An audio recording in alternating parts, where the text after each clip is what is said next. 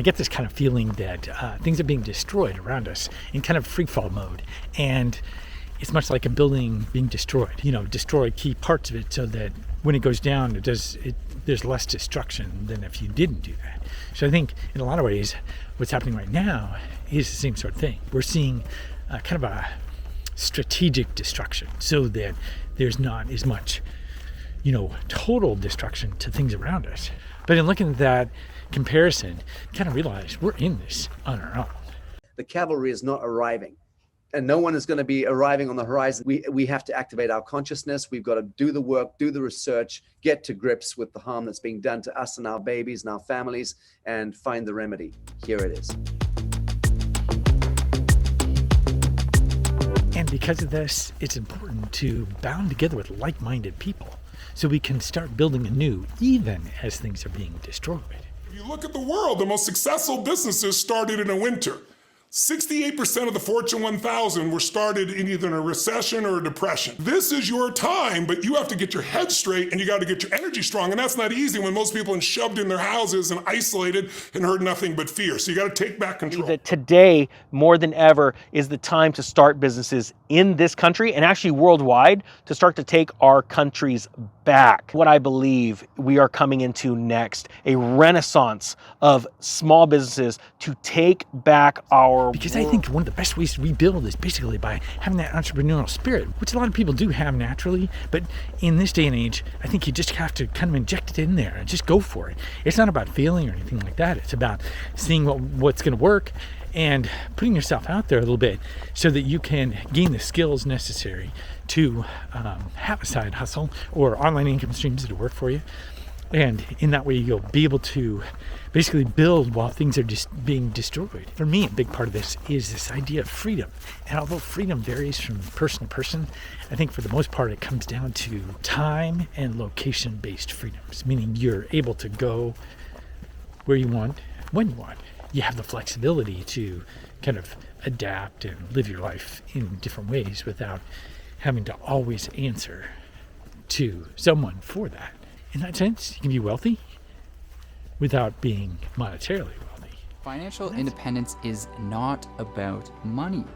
It's about everything else. I want to adventure, experience more than what I know. I want to connect with nature and try and understand my place in the world. I want a strong, healthy body and mind. Find what's important to me. My no ifs, ands, or buts. What's funny though is all this garbage online about making money while you sleep, and that's not it. It's not about avoiding work or anything like that. In fact, in a lot of ways, being an entrepreneur online is a lot more work and a lot more risk than a regular job. And so you're not trying to avoid work. You're just leveraging assets and time, using your resources in a way that make it so that you can make informed decisions rather than always having to be reactionary. That's one of the biggest keys for me, I think, is going from, just reactionary mode, like do the next thing or else, it's just one decision after another.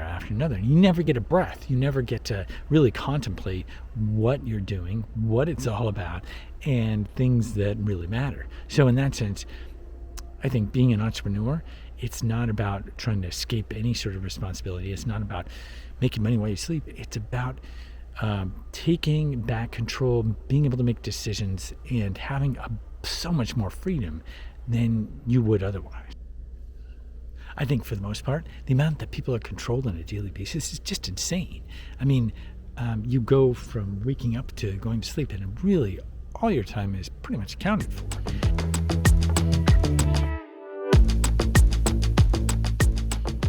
There are so many elements that are there to control us. It's not like that is ever going to end.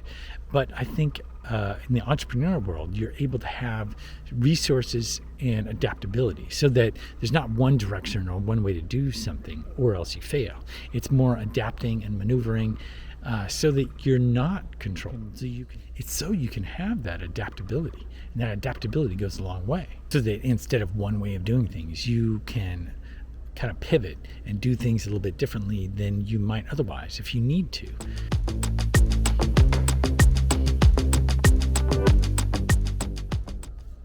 In that sense, it's more about not giving up, and not in the traditional sense. Like, it's not saying, oh, I'm never going to give up.